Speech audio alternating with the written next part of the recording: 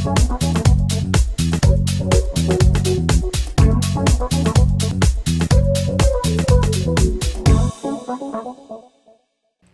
this tutorial, we're going to talk about two things.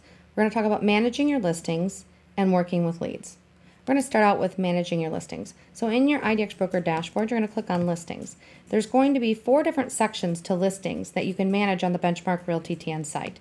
You have your active to start with, your sold pending, your off market, and your supplemental. Active are your active listings, obviously. Your sold pending are listings that you've sold in the past. So this is actually a great section because you can archive all of the listings you've ever sold. But in order to do that, you have to mark them as sold first in the off-market section, which I'll go through in a moment. And then you also have the supplemental section, which is where you add listings that are not in the MLS or maybe upcoming listings, although you got to remember to delete them once they're done. So we're going to start out with active. If I click on active, I'm going to see all my active listings. In this case, we're using Adam Helton as our example. And if I want to edit a listing, I simply come over here and I can click on it. This is going to be so I can edit the listing data, but there's some quick links over here to edit the images, the listing data, and the geodata, or latitude and longitude. So if I want to start with the listing data, I can go ahead and click on the pencil first. So it brings me to the data from the MLS. This is the data that we've already imported directly from the MLS. If this data is incorrect or you've changed it or you want to revert it back, there's a button down here at the bottom that will allow you to revert the data completely back to the MLS or to what's on the MLS. What you can do here is you can add information to this property. Let's say the MLS only allows you 1,000 words in your remarks. You might want to add additional stuff here. Remember that you want your site to be the go-to site for people. When somebody finds a house that they like, the first thing they inevitably do is go and Google the address and look at every other website that has this listing. And the listing, where they can find the listing with more data, becomes their go-to site. So by adding a couple extra pictures to your listings under active, by adding a little bit more information under the remarks, you're actually giving your listing a better opportunity to be found on Google and for people to go to it and use it as their go-to so you can get more leads. So this is where you're going to edit all that information. You want to go ahead and add any changes you want to add in here and click on Save Changes. You can add a video tour. If you use Matterport tours or anything like that, you can add those in here.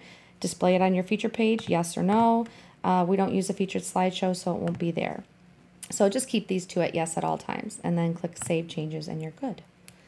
Now up here, you're going to see there's 2 quick links to edit the images and the geolocation. So you don't have to go back to the active page to do that.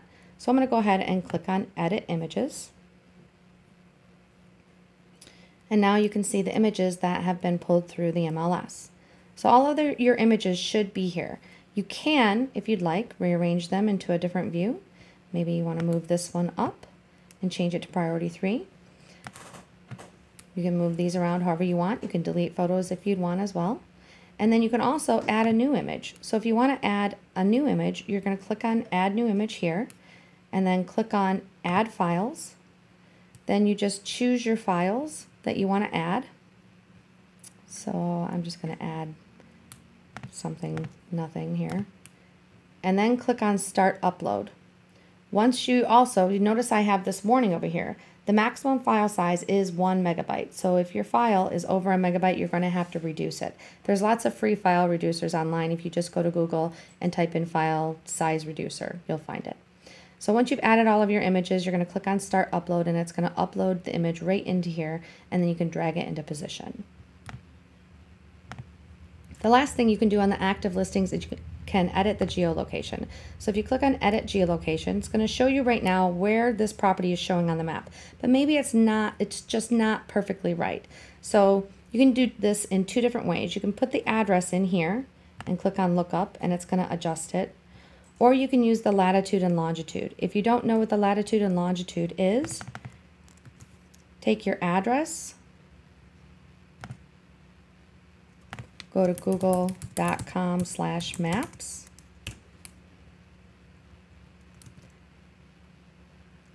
type your address in here, and this one, I need the property actually, is in Brentwood.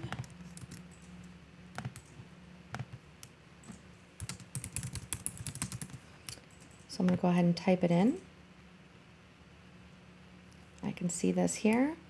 And then you can see the latitude and longitude way up here at the top of the screen in the URL. You're just looking for the two numbers that are after the @ symbol. One of them will have a negative and they'll have a comma in between them. So if you just highlight those two numbers, go back to your geocode manager, paste them in the first box. Oops. Let me highlight those again. Okay, paste them in your first box, and then what I'm going to do here is I'm going to cut this second one and paste it in here, and then I have to make sure that I delete that comma. And then I'm going to click Save. You notice it really didn't move much because that was the correct latitude and longitude. But you can always go here and let's say you want to move it. You can drop a pin somewhere else. Maybe it's this one, and when you drop a pin here, you can see the latitude and longitude down here at the bottom. So that would be the correct latitude and longitude. Just by clicking anywhere, you can drop a pin. So you can get the correct latitude and longitude right down there. Okay, so now that we know how to edit a listing, let's go back to our listings.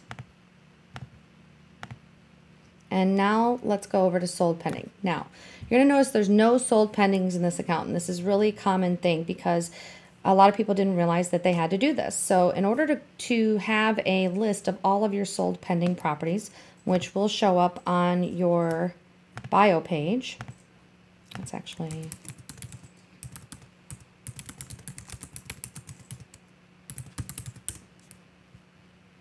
okay, so right here, you have all of your properties, your active properties showing up on your bio page. But did you notice this little link that says View Sold Listings? Well, right now, it shows 0. Because one of the things you have to do is you have to manage your solds. IDXBroker is going to import all the listings in the entire MLS, but it doesn't know which ones you want to keep or which ones you don't. So you have to come in here to Off Market.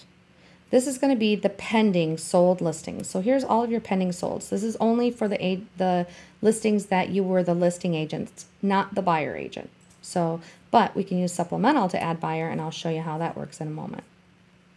So what you're going to do in here is you see all of these listings. You want to go ahead and click on the status, and then you want to change that to sold. You also want to change the sold price and the sold date if you have it. You may not be able to go back and edit this later, so make sure you do add the price and the date in there if you can. I'm not going to save the changes because this isn't my listing and I don't know if what the price was or the sold date or any of that, or if it actually dropped off. So I can't actually save this, but what you would do is click on Save Changes, and then it would move this listing over into your sold pending. Once they're under the sold pending, they never go away. So they'll always be there and they'll always be able to be found on your sold and pending page. So make sure that you go into your listings and start marking your off-market ones as sold and filling in the data as soon as possible, because these are removed from your account after 60 days.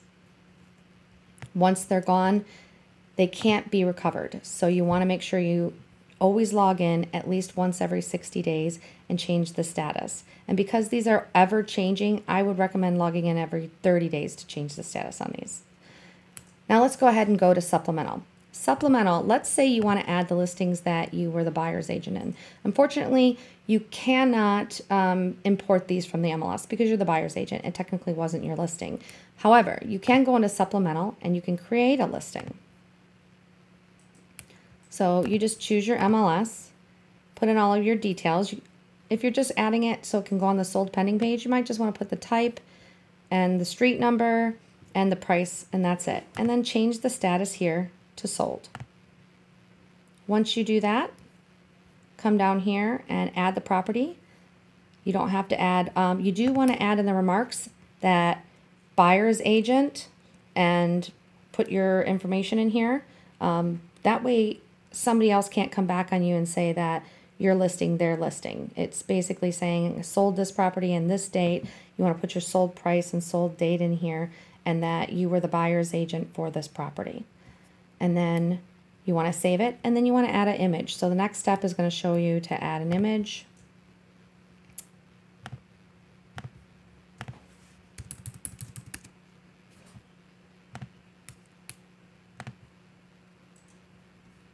Okay. Should be able to add images next. Oh, let's go back to Supplemental and Manage.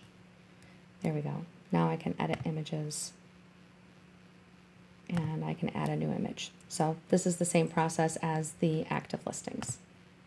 Now, if you are putting a property in here as active that's not in the MLS and it has sold, you can go back in and mark it as sold, or maybe it's a rental, or maybe it's a for sale by owners. A lot of realtors like to use this section for sale by owners to give a little goodwill to say, hey, listen, I'm going to go ahead and list your property on the Benchmark website, because it will show up on the Benchmark website when somebody does a search on the advanced search page or the map search page. If the property meets the requirements, it will show up. It's not going to be in the MLS, but it will be on the Benchmark site. So it's a little bit of show of goodwill.